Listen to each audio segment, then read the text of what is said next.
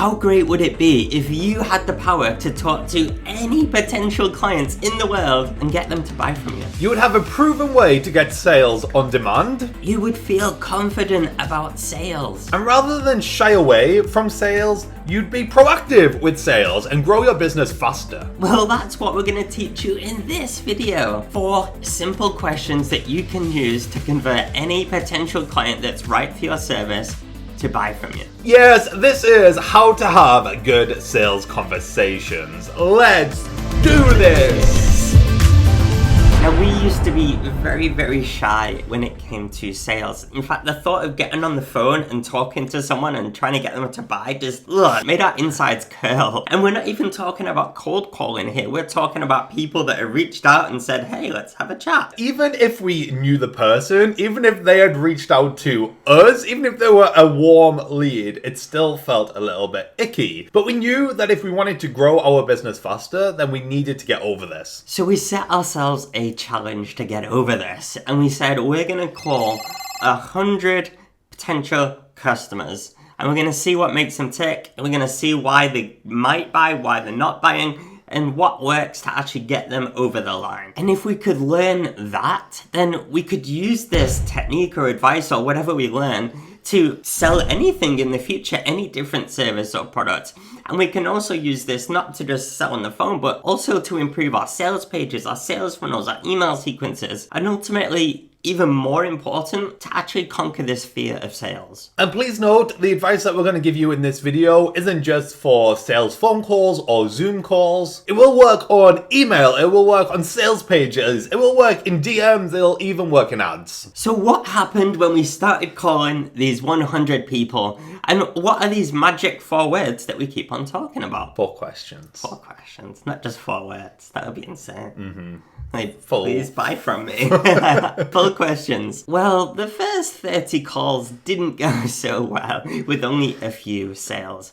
But what we learned from every single call was so invaluable as to what would actually get them over the line, what resonated and what didn't. And we used that information for the next 30 calls, and we got 100% of those 30 calls as a sale. And since then, we've used the same questions on hundreds of people to sell anything new. It simply works. And not only does it work, it's actually increased our confidence. We feel a lot more confident about sales now. So let's dive into these 4 magic questions. Question 1. So tell me a little bit about where you're at right now and where you'd like to get to. Now, obviously change the context of this depending on what you're selling and to whom. It has to make sense, obviously. But essentially what you're trying to do is discover their situation right now and what they want their end result or their end goal to be. For example, if you were a virtual assistant, the potential client may feel too busy and maybe a bit overwhelmed and would like to be in a situation where they feel on top of things and aren't letting opportunities slip away. Talk through that with them for a little while and then ask question 2. So what do you think is holding you back from getting there? This is when you get to find out the real problem that's getting in their way. Feel free to dive into this, ask follow-up questions, but most importantly, empathize with it and their situation. Remind them that they are not alone in this and that there's plenty of other people out there that have the same pain. And then comes question 3. So if I could sort that out for you, what would that mean to you? This is really tapping into the emotion and finding out what life would be like without this problem in their lives. This is really amazing because sometimes you can physically see their body change. You can see the tension leave their body and a big smile come across their face. Because you've actually got them excited about creating a better life or solving that specific solution or that specific pain point that your business actually solves. And I think this is really key, and we can't forget this when we are selling to people. If we have a product or a service that is actually useful or does actually help people, then selling is not bad. Like, okay, if you are a con man right now watching this video, then please click away. But if your product and service actually does help people and it will make them smile or bring them joy or just be useful to someone's life, then we can't forget that in these sales situations. And then finally, the moment you've been waiting for, question number 4.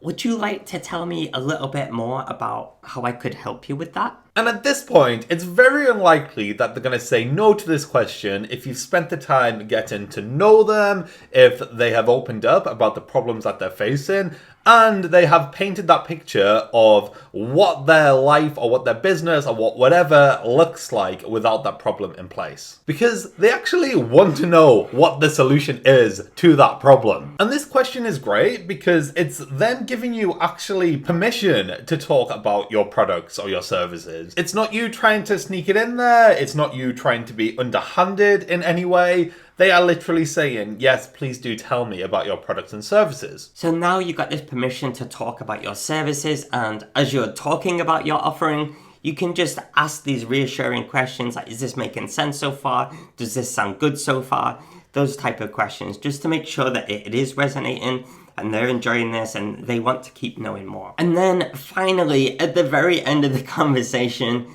you need to ask for the sale. Basically, in some way, you need to ask for the sale. So you could do some kind of recap and you could say, so I think based on what we've been talking about today, I can see how this would really, really help you.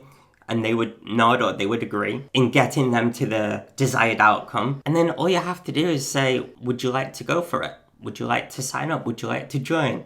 Would you like to get this? And at this point, they're either going to say, yeah, that sounds amazing, let's go for it. And you can go off, party, celebrate, woo! Or they're going to have some kind of objection. And you can handle that objection. You could answer any of their questions.